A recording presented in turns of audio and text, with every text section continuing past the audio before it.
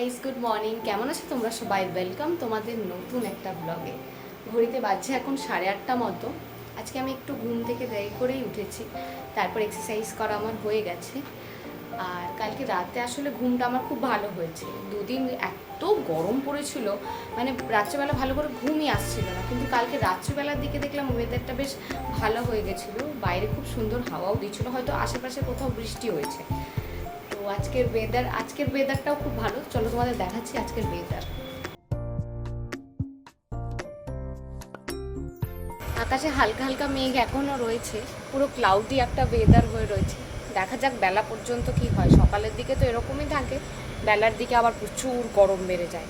দেখা যাক আজকে কি হয়, কিন্তু এখনকার ওয়েদারটা খুব সুন্দর।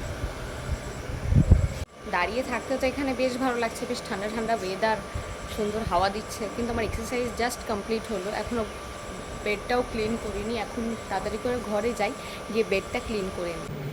এই হচ্ছে আমার রুমের অবস্থা, চলো ফটাফট ক্লিন করে নিই।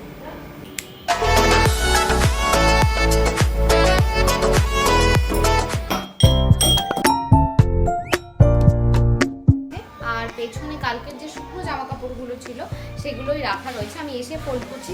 এখন তাড়াতাড়ি করে যাই, আগে একটু ফ্রেশ হয়ে নিই। এই দেখো, বিস্কুট খেতে প্রচণ্ড ভালোবাসে, কিন্তু বিস্কুট খেলে ওর পেটে যন্ত্রণা হয়। মাঝে মাঝে আমার ঘরে আসে, একটু ক্রিম বিস্কুট দেখলে ওটা লুকিয়ে লুকিয়ে খেয়ে আবার চলে যায়। কেমন গীত?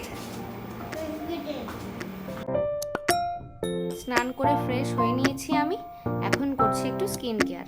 তেমন কিছুই না, ঠান্ডা জলে একটু মুখটাকে ভেজাচ্ছি। এরপরেই চলে এসেছি রান্নাঘরে। এসে দেখি আদা পেস্টটা একদম শেষ হয়ে গেছে, তাই আগে আদাটা পেস্ট করে নিচ্ছি। মিক্সিতে দেওয়ার আগে আদাটাকে ছোট ছোট করে একটু কেটে নিই, না হলে দেখেছি ভালো করে পেস্ট হতে চায় না। আর এখানে আমি রান্না করছি আর আশিসের সাথে একটা মজার বিষয় নিয়ে আলোচনা করছি, তাই এত হাসি।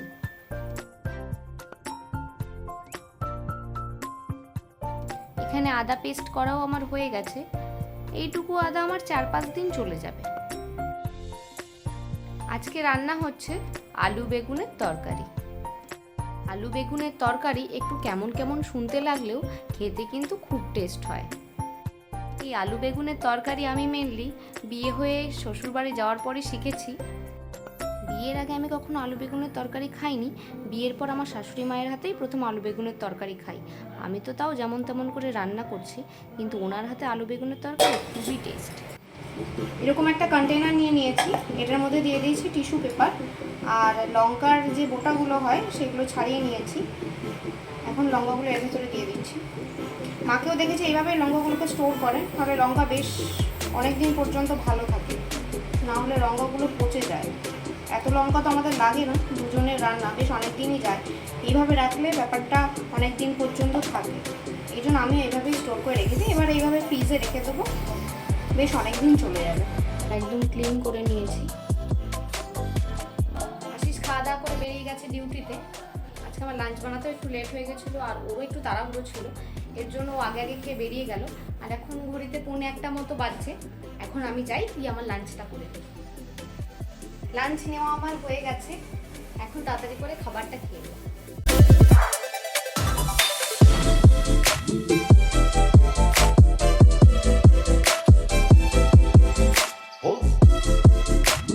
কিছু জামা কাপড় তো এখানে মেলে দিয়েছি, আর বাকিটা মেলার জন্য আমরা এখন যাচ্ছি ছাদে। আর আশিসও এখানে বাড়ি চলে এসেছে। আর বলছে ভিডিও হেভি হচ্ছে, কই সাজতে কিছু দেখা আছে, আর খুঁজে দেখালাম ঠিক আছে। আচ্ছা বলছে টাকা দেবি প্রতিদিন, এত টাকা ভিউ প্রতিদিন দেখি, ভিউ হয় তো টাকা দেবি আমাকে। ঠিক আছে। আর ওকে আমি এখানে একটু ভিডিওতে নিয়েছি বলে আবার আমাকে গরম দেখিয়ে বলছে আমাকে কম দেখা, আমাকে কম দেখা। আমাদের মধ্যে এরকম খুনসুটি আর কি প্রায় সবসময়ই চলতে থাকে।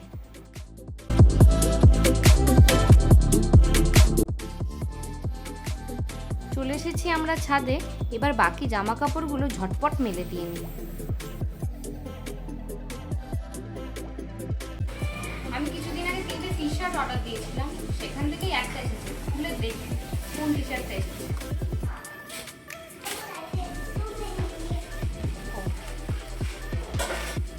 রোডস্টারের এই টি শার্টটা এসেছে। আমি ডেইলি ওয়্যারের জন্য অর্ডার করেছিলাম, 3টে অর্ডার করেছিলাম, এই ব্লুটা আজকে এসেছে, আর দুটো কাল পরশুর মধ্যে চলে আসবে।